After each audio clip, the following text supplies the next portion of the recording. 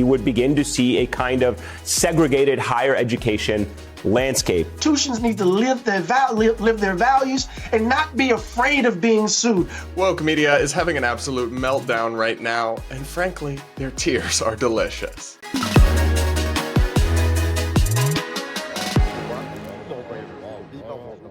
Now, without further ado, let's check in on our friends over at MSNBC, because the ultra-liberal cable news network is not handling some recent news very well. We're going to take a look at a segment covering the new numbers that just came out of MIT that after the Supreme Court struck down affirmative action show an increase in Asian representation in the student body and a decrease in some other groups like Hispanic and African American.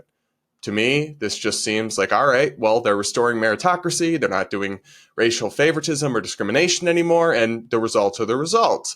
But MSNBC has a different view. Let's take a listen.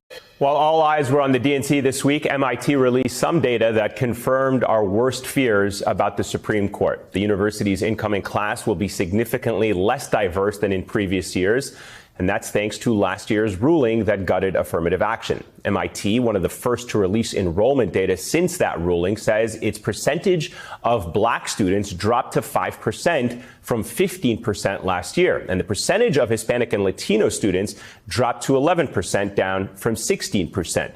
Overall, all racial and ethnic minority groups had a decrease in enrollment except for Asian Americans, who had a 7% increase. And the university actually saw this coming. It was among several universities and colleges that signed an amicus brief to the High Court 2 years ago in support of keeping race-conscious admissions. Joining me now, Eddie Glaw Jr., James S. McDonnell, distinguished professor at Princeton University. He's also an MSNBC political analyst. Professor, it is great to see you as always. So this is not a surprise to anyone. I think when SCOTUS struck down affirmative action, you and others warned us about the impact this would have on students of color, saying that we would begin to see a kind of segregated higher education landscape. Your initial reaction now that we have seen these initial new numbers from one university, and what are you hearing from others in academia? Well, first of all, it's great to see you, Eamon. We knew this was going to happen, as you said. I suspect that the data will be similar at the other Ivies, my own institution, Princeton, Harvard, Yale, Dartmouth, Penn, Cornell, and the like. We should probably see this across the board in terms of elite institutions and ranking or top state public institutions. We knew this. We knew the data. We saw what happened in California. We know just 10 years after Prop 209 was passed, only 96 black freshmen were admitted to a class of over 4,000 at UCLA. We saw a 44% decline between 2006 and 2022 at the University of Michigan. And so this was, in fact, the expected outcome. And what's so tragic about it, there are those folk who are reading this outcome as an example of what happens when merit is taken as the principal deciding factor, when in fact, this is actually proving the opposite, Amy. So there's so much to unpack here. First, we should talk about how ridiculous it is to describe this outcome as segregated. No, what the heck? Absolutely not. There's still students of all different racial groups. They're just no longer actively discriminating in favor of some racial groups at the expense of others, which is what they were doing under the affirmative action system.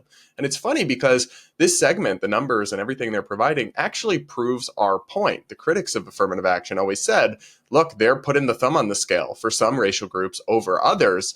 And now when they switch to a race-blind or race-neutral approach, you see Asian representation go up and some other groups' representation go down. Yet at the time, progressives and Democrats regularly kind of gaslit us and said, nobody's getting accepted or denied just because of race. It's just part of a holistic admissions process.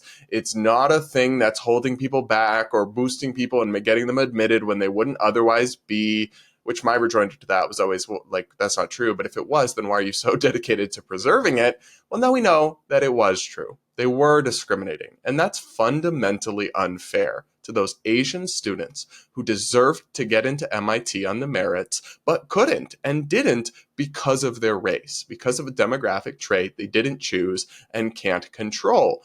And actually, of course, every Black and Hispanic student should have access to an equal shot at getting into an elite college or any college, but you're not actually doing a favor in the old system by putting people into schools that they actually couldn't get into on their own merits because of their race, because that worsens the achievement gap that you then see in colleges between the racial groups, where some Black and Hispanic students would struggle more than their white counterparts. And maybe that's because they were being admitted to schools because of their race that they couldn't actually get into on their merits. There's still going to be plenty of students of different races and different backgrounds at MIT and other colleges, but the key difference now is that they will be ones who deserve it, who got there on their merits. And that's actually a good thing for them.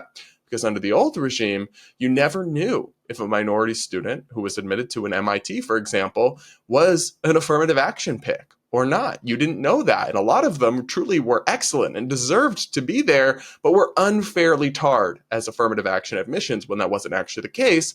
Well, now at least we know the truth. We know that everybody got in a race-neutral process. You still have different racial groups and nationalities and ethnicities all represented. You have less manufactured brochure-level diversity, sure, but you have a meritocratic system. And that is good and just and right. It is not some doomsday scenario or a crisis the way these MSNBC folks are making it out to be. The guest in particular, the Princeton professor, had some pretty extreme and I think out of touch things to say about this. Let's listen to more of what he had to say. So what does it mean that we can't take into consideration race? Right? What it will mean is that they can't build the kind of diverse class that they want to build. And we know that focusing on class alone can't address this issue. So part of what we have to deal with is the bad faith of these actors who are kind of pressing this issue. We also need to understand that this is a kind of two-front assault, not only on admissions, but DEI generally. So even if you get admitted to these institutions, they're attacking DEI offices so that the experience is not, shall we say, as welcoming, as supportive as it might be. So I think institutions need to live their values and not be afraid of being sued. Bring the full weight of their reputation to bear in the fight for a diverse higher education landscape, Amy. Well, whole lot of crazy in a very little space of time there. But first and foremost, I think the idea that universities should be trying to build a certain racial composition of their incoming classes has always struck me as bizarre. I really don't think they should be doing any such thing. I think they should just be admitting the best and most qualified students. And if that's 90% Asians or 2% Asians, 90% Black people or 4% Black people, so be it. I mean, that's always been fine to me because that's what I believe in and what most Americans believe in. And these are taxpayer-funded universities. Even MIT and private organizations receive so much federal money that they're really not supposed to be allowed to discriminate on the basis of race the way they were doing under the old system. So I think that's perfectly fine. And I don't think we're losing anything that colleges can't racially gerrymander their student body in this way. I also will say that to say that like people want to get rid of DEI on campus so that minorities don't feel comfortable is absurd. That's not why anyone wants to get rid of DEI. They want to get rid of it because it's a huge waste that teaches toxic radical politics and often stuff that heightens racial divisions and divides on campus. Very few, if any, really nobody is saying that we should not have, discrimination protections on campus for students. And there should be no administrators who, enforce the rules and make sure nobody's harassed or bullied. Of course, we should have it be a welcoming space for everyone. I don't think anybody's seriously arguing that. But DEI is something very different. It's this kind of racially discriminatory in its own right and toxic and divisive political movement. So people seeking to restrict that are not trying to make minorities feel unwelcome on campus. We can have a debate over DEI on campus, but that's a bit of a ridiculous straw man now. So come on. And finally, it's really disturbing to me to see this Princeton professor suggest that Ivy League universities should essentially defy the Supreme Court. He's saying, don't worry about getting sued. Put your full weight behind this. No, sir. We live in a society with the rule of law, and the Supreme Court is the highest court in our land.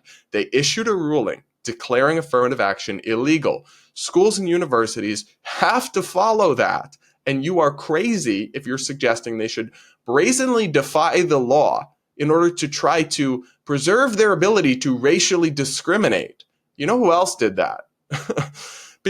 Actual racists in the South who refused integration orders during the civil rights movement. I mean, it's crazy stuff. And all that would happen is these universities would get slapped down in court. They'd waste money on lawsuits. They would ultimately lose anyway. So advocating that is one, both hypocritical, right, from the people that complain, sometimes correctly, about Republicans and Trump's attacks on the rule of law. And two, it's pointless. It's a waste of time. And it's really a disappointing and bizarre thing to say. What he should be saying, this professor, others who want to see increased diversity, is okay, why is it that the merit-based approach that's race neutral doesn't result in an equal demographic distribution to the population in student bodies? And that, of course, has to do with a lot of systemic inequalities and issues. And why is that? Well, why do Black students have lower SAT scores sometimes on average, not all, but on average, than Asian students? There's nothing about being Black that makes your SAT scores lower. That's crazy. There's some access to education and opportunities and SAT prep and that kind of thing that we should be working to address and ameliorate and make more equal and fair for everyone. I'm a big proponent of school choice legislation that helps people, especially minority students who are trapped in failing schools, go elsewhere, and they often see better outcomes as a result. But we should be focused on the root causes, right, of why a merit-based, race-blind approach doesn't always result in these equal outcomes, perfect cookie cutter. Well, that's because people are coming in from different places, and we need to address the root causes, not jerry-rig the system at the end by treating people different because of their race to put people in positions and into schools they wouldn't actually get into and aren't actually qualified for. That is a disservice to everyone else, and it's actually a disservice to them too. So MSNBC can get as up in arms as they want over the fallout from affirmative action being overturned. But honestly, I think most Americans view this as a positive step towards a healthier, fairer, and more equal society. You let me know what you think in the comments below. Are you happy to see affirmative action heading the way of the dodo bird in America?